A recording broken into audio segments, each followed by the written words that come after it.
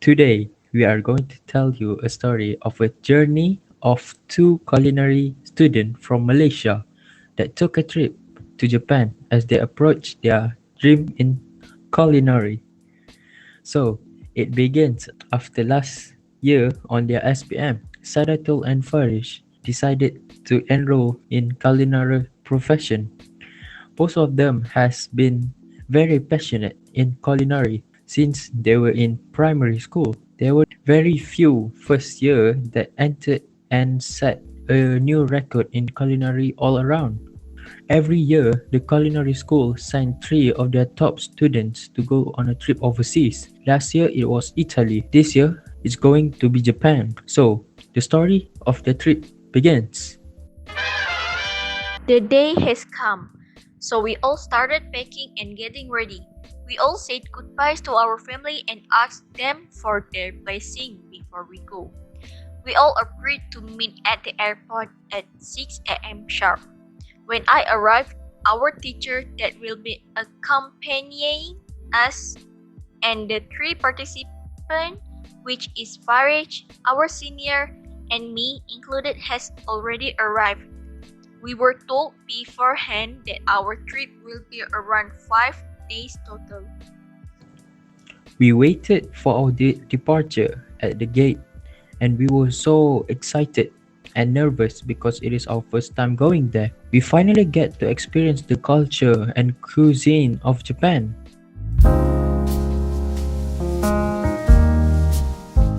The travel has been sponsored by the school, so we didn't need to worry about the expenses and travel costs. The flight from Malaysia to Japan was very smooth. The flight attendant and all the crew aboard was very kind and friendly.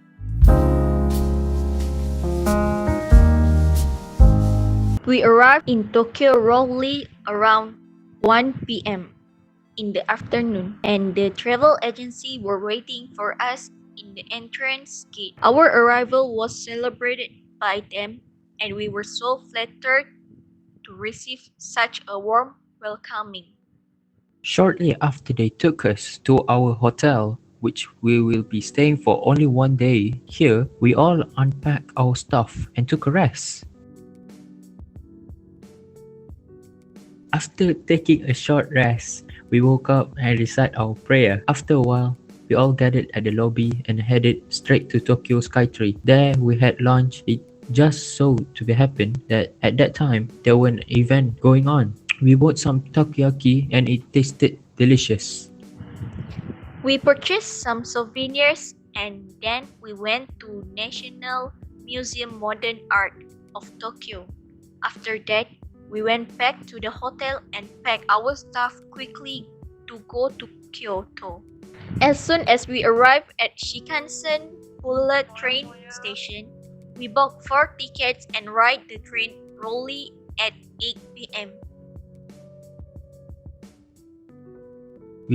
We decided to try the bento box that were on sale on the previous station and ate it. It tasted weird, but it was quite nice since it was cheap. While we were eating, we talked a lot about Japan and its food. Upon our arrival, we were shocked by how fast the bullet train was. The distance from Tokyo to Kyoto were 449 kilometers, but it only took us 3 hours to get there. After that, we went straight to our pre-booked Airbnb to put our stuff away and relax for a bit. Instead of sleeping, we went sightseeing the night view of Kyoto. We all walked around the house area to find a convenience store to buy breakfast since we cannot see much yesterday. While we were walking back home, I did some research about some historic places in Kyoto. There were one really close and we all went there. It was Kiyomizu Temple. The architecture of the building was very cool and it was one of a kind. On the inside, there were a place where people would tell their prayers. We all just see from afar and show respect and move away. When we were done exploring, I heard that there were another cool shrine near here. I tell them that I'm going to the other shrine because I still got a lot of energy, and then they all would come with me. The shrine is called Fushimi Inari. It was my first time seeing it in real life. Before this, I only see it in anime or picture online. I'm going to tell you this. Seeing this shrine in real life is a lot better than watching from anime because you can feel how high it was at the top, and then the vibe up there is different from down below. After that, we went back down, and then we saw that there was a lot of traditional food store here. The stall there sells a lot of halal food and some other food that we've never seen before. Don't worry, we keep it halal. On our way back to the Airbnb, we noticed that there were a lot of vending machines and it sells from all sorts like umbrella, fruits, socks. We were astounded by the huge variety there is in Japan. When we arrived at the Airbnb, we packed up our stuff and went to a nearest train station and go to Osaka. We decided to sleep on the train instead while we were on our journey there. When we arrived in Osaka, it was 2 in the morning, and we went to the Japan Cube Hotel for our 2 days stay here in Osaka. We were all very tired to do anything, so we just waited for Fajr prayer. After praying, we all took a nap. When we woke up, we went straight to Osaka Universal Studios. We didn't bother taking any breakfast because there were a lot of food stored there. There were a lot of buildings that they recreate from a movie such as Hogwarts Castle from the Harry Potter movie. We had a lot of fun there. It was truly one of the best places to go.